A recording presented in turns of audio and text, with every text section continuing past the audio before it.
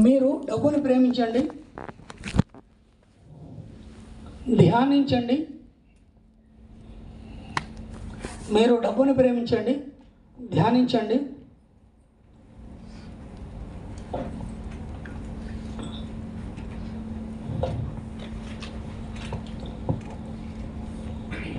అది తన రహస్యాలను వెల్లడి చేస్తుంది. అది తన రహస్యాలను వెల్లడి చేస్తుంది.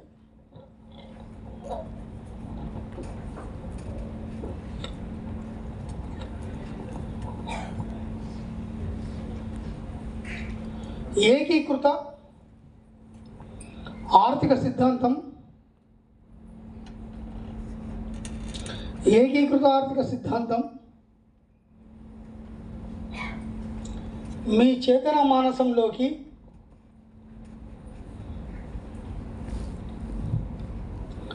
మెరుపు తీగలా వస్తుంది.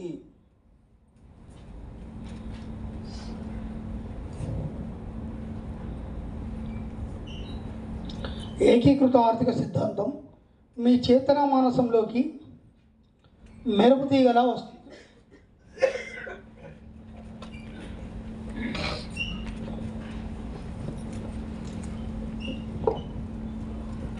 ఎంత బాగా చెప్పాడు.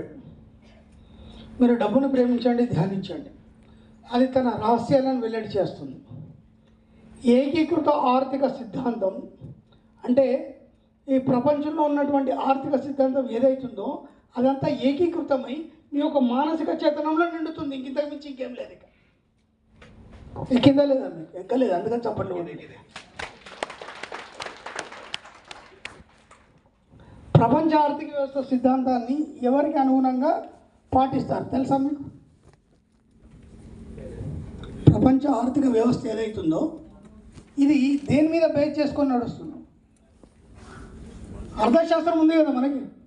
ప్రపంచ ఆర్థిక వ్యవస్థ అర్థశాస్త్రాన్ని బట్టి నడుస్తుంది కదా. ఎవరు అర్థశాస్త్రాన్ని పట్టుకొని నడుస్తుంది? కౌటిల్యుడు చాణక్యుడి యొక్క అర్థశాస్త్రాన్ని పట్టుకొని నడుస్తుంది.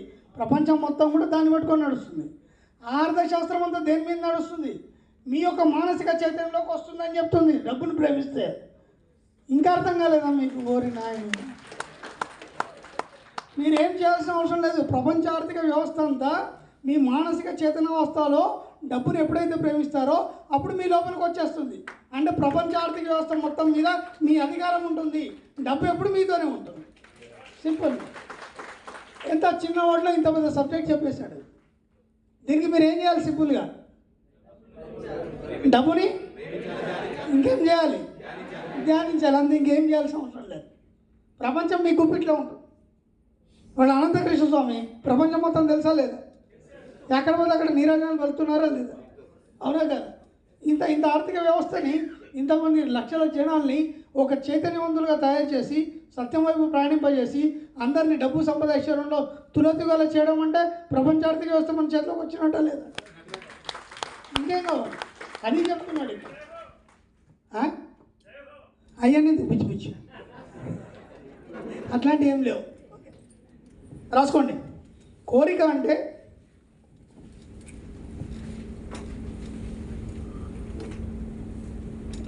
ఆ అనంత శక్తి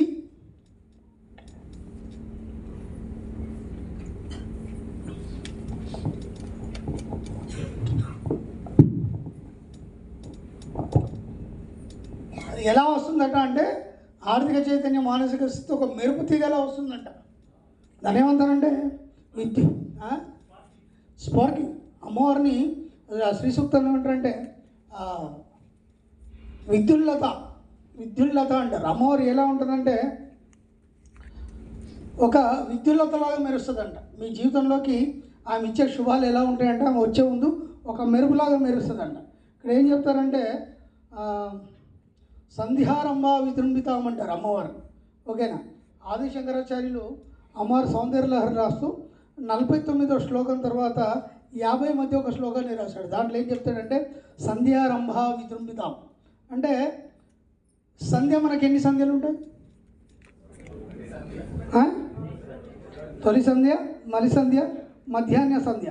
అంటే రాత్రి నుంచి ఉదయం కావడానికి మధ్యకాలం ఏదైతుందో ఉదయ సంధ్య, మధ్యాహ్నం నుంచి సాయంకాలం అవడానికి మధ్య సంధ్య, అదే చీకటి పడడానికి వెళ్తురునానికి మధ్య సాయం సంధ్య. ఆ సంధ్యాకాలంలో అమ్మవారు ఉంటుందట. అంటే దాని మీనింగ్ ఏంటంటే మీరు మణిమంత్ర క్లాస్కి రాకముందు మీ లైఫ్ వేరు, ఈ మణిమంత్ర క్లాస్ అనేది ఒక సంధ్యలాగా పనిచేస్తుంది. ఇక్కడ అమ్మవారు ఉండి మిమ్మల్ని ఉన్నతి వైపు నడిపిస్తుంది. అంటే ఇప్పటిదాకా మీ ఆలోచనలు ఏమున్నాయో వాటన్నింటినీ తీసేసి నూతన ఆలోచనలు మీ యొక్క మస్తిష్కంలో నింపి డబ్బు సంపాదించే వైపు ప్రయాణింపజేస్తుంది. అందుకే అమ్మవారిని ఏమన్నారంటే సంధ్యారంభ విజృంభితాం అన్నారు. అర్థమవుతుందా లేదా? ఇక్కడ అదే చెప్తున్నారు, రాసుకోండి. కోరిక అంటే ఆ అనంత శక్తి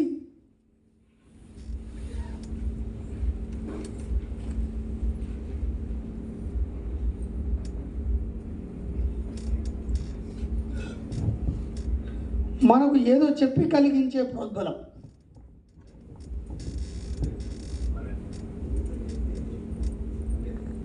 మనకు ఏదో చెప్పి కలిగించే ప్రోద్బలం.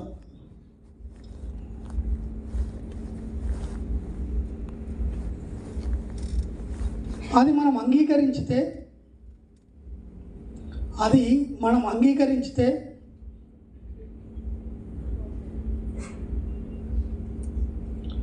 మన జీవితం నిండుగాను,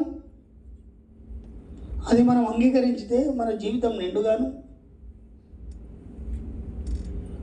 ఆనందమయంగానూ అవుతుంది. అది మనం అంగీకరించితే మన జీవితం నిండుగాను ఆనందమయంగానూ అవుతుంది.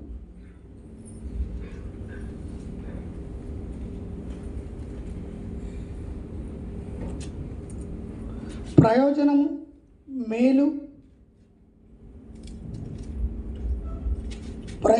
మేలు, ప్రగతి లేని చోట కోరిక లేదు, కార్యము లేదు. ప్రయోజనము, మేలు, ప్రగతి లేని చోట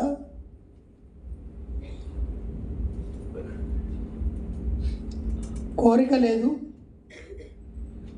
కార్యము లేదు.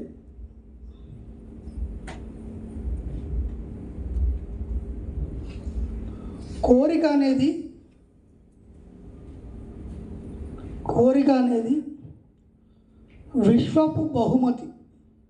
కోరిక అనేది విశ్వపు బహుమతి.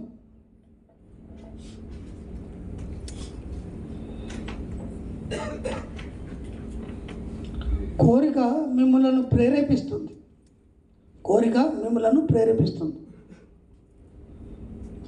కార్యోన్ముఖుల్ని చేస్తుంది. కోరిక మిమ్మల్ని ప్రేరేపిస్తుంది, కార్యోన్ముఖుల్ని చేస్తుంది.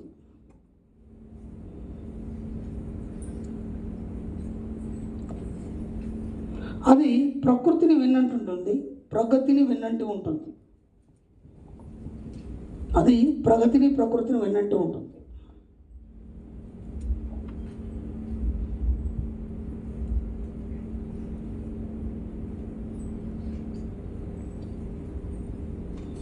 ఆరోగ్యము, ఆనందము, స్వస్థానము. ఆరోగ్యము, ఆనందము, స్వస్థానము,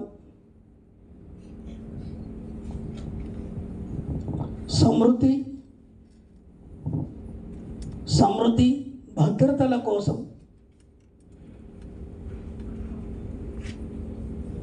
మీ కోరిక. ఆరోగ్యము, ఆనందము, స్వస్థానము, సమృద్ధి, భద్రతల కోసం మీ కోరిక. పైకి రా, నువ్వు నాకు కావాలి అంటుంది. పైకి రా, నువ్వు నాకు కావాలి అంటుంది.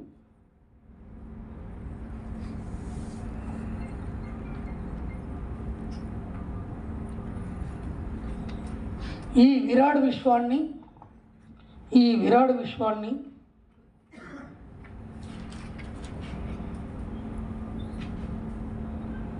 అందులోని సమస్త వస్తుజాలాన్ని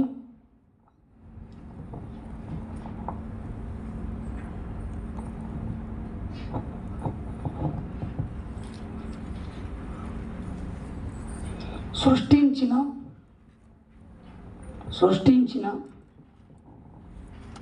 అనంత వివేకం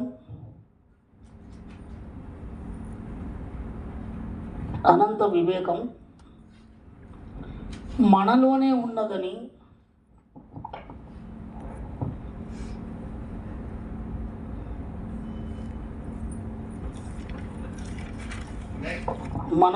ఉన్నదని అది మన కోరికలన్నింటినీ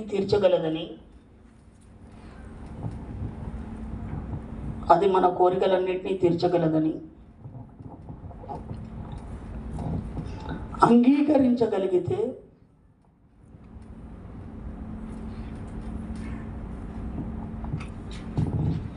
మనలోని ప్రతికూలతను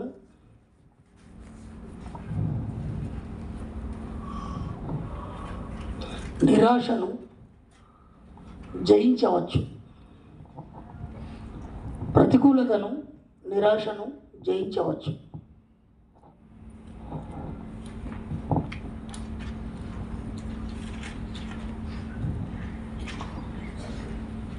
ఇప్పుడు కోరిక ఉండన్నా ఉండద్దా మీకు? మన ఆధ్యాత్మికవేత్తలందరూ ఏం చెప్తారు? ఎలాంటి కోరికలు ఉండొద్దు, దేని మీద ఆశ పెంచుకోవద్దు, దరిద్రాలను అడ్డగట్టుకోవాలి, ఇవే చెప్తారు కదా. ఏ కోరిక లేని వాడు ఏమవుతాడు? సన్యాసి ఎక్కడ ఉండాలి? హిమాలయస్ వెళ్ళిపోవాలి. వాడు ఇక్కడ పనికిరాడు కదా, హిమాలయస్ వెళ్ళిపోవాలి. హిమాలయాస్లో తపస్సు చేసి చచ్చిపోతాడు. అంటే అప్పటికే ఏ కోరికలు లేవు, వైరాగ్యం వచ్చేసింది, హిమాలయాల్లో ఏదో చేసి చచ్చిపోతాడు. చచ్చిన తర్వాత ఏమవుతాడు? ఈ జన్మలో ఏ కోరిక కోరుకోలేదు కాబట్టి వచ్చే జన్మలో వాడి దగ్గర డబ్బు సంపద ఐశ్వర్యం ఉండదు కాబట్టి వాడు గుడిమెట్ల బిచ్చగాడు లాగా జీవిస్తాడు. ఎక్కడ జన్మ తీసుకుంటాడు? గుడిమెట్ల దగ్గర బిచ్చగాడి దగ్గర జన్మ తీసుకుంటాడు. మీరేం చేస్తారు? గుళ్ళకి వెళ్ళి రాగానే వాడికి దానం వేస్తారు. వెంటనే వాడేమంటాడు? మీ భార్య పిల్లలు చల్లగా ఉండాలి అయ్యా అంటాడు. చల్లగా డెడ్ బాడీ ఉంటాడు. నేను మిమ్మల్ని సంబంధించి సౌమని చెప్తున్నాడు. మీకు సిగ్గు లేకపోతే కూడా వాడు మీ దగ్గర అడుక్కునే పిచ్చగాడు మీకు ఆశీర్వాదం ఇవ్వాలా? వాడు ఆశీర్వాదం మీకు అవసరమా? ఎంత చక్కగా చల్లగా ఉన్నాడు అంటే ఇంకా 5 రూపాయలు బిచ్చగాడు